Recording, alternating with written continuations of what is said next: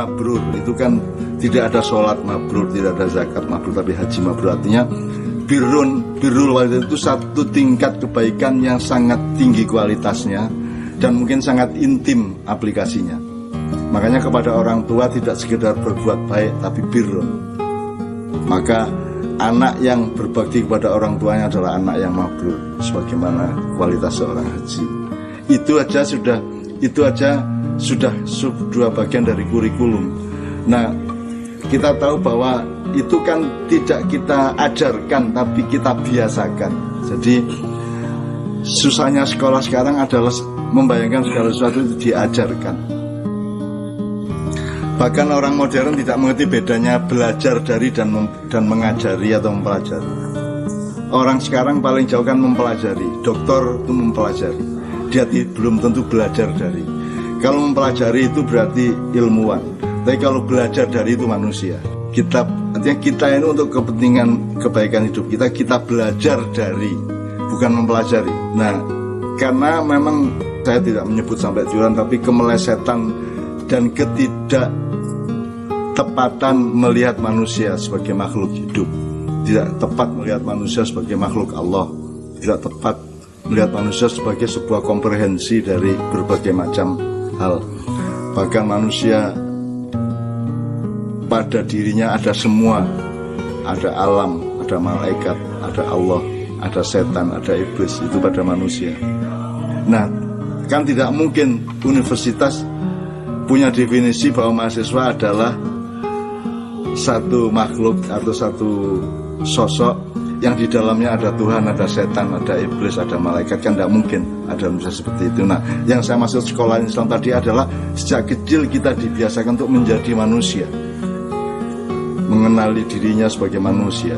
Dan makanya yang paling efektif adalah uswatun hasanah, ittiba Rasul. Jadi mempelajari Rasulullah tidak apa kata-katanya, tapi bagaimana perilakunya. Jadi bukan hadis Rasul nomor satu, tetapi sirah Rasul, kisah-kisah mengenai perilaku dan sikap hidupnya dia.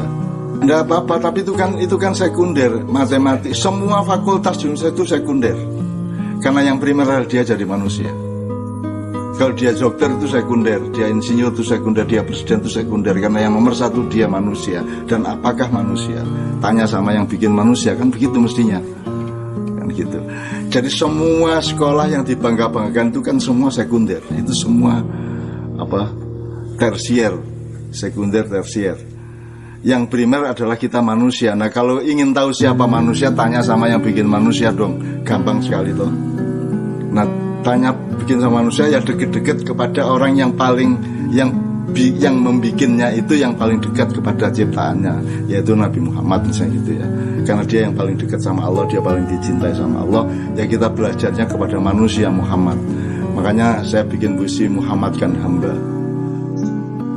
Ya tapi itu puisi, jangan lantas Muhammadkan hamba diartikan sebagai oh jangan pengen jadi nabi kan ngono. Ono sing menerjemahkan ngono kuwi to. Bukan Muhammadkan to. Perkenankanlah kami semua ini punya karakter Muhammad, punya watak Muhammad, punya akhlak Muhammad, punya kelembutan Muhammad, yang gitu maksudnya.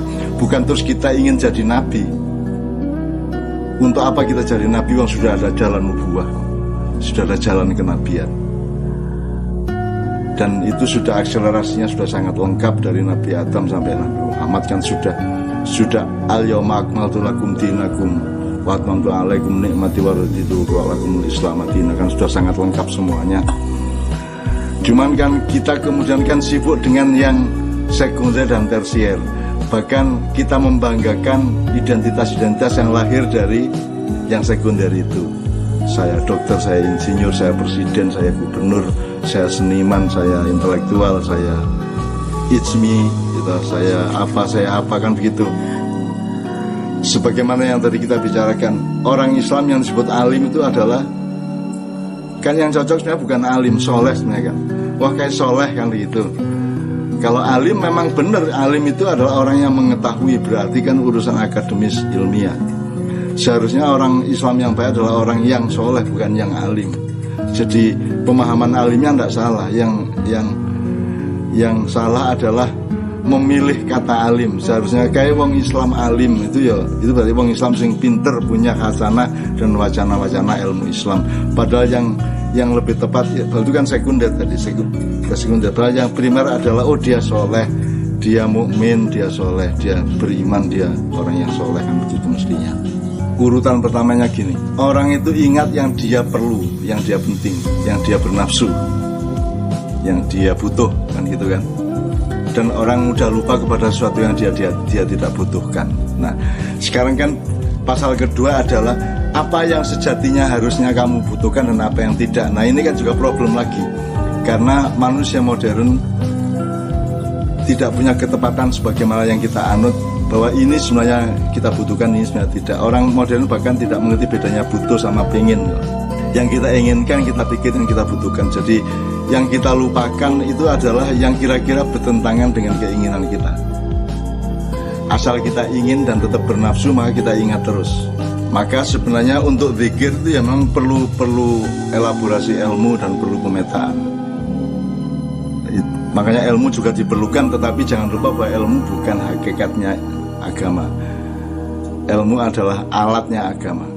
Zikir itu kan sekedar mengingat. Nanti ada pasal berikutnya, ada semester berikutnya bahwa tastaqi maula kan itu.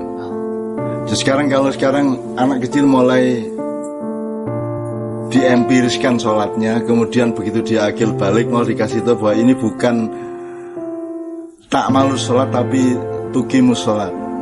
Kamu bukan melakukan sholat tapi kamu menegakkan sholat. Berarti kalau menegakkan berarti ada kata yastaqimu istiqomatan, orangnya namanya mustaqim.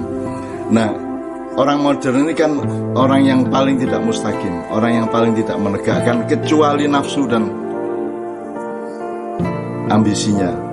Jadi kalau soal nafsu dan ambisinya pinter banget orang modern. Kalau sudah soal nafsu, pengen jajah ini, jajah itu, pengen punya duit segini segitu, itu mereka pinter, cerdas.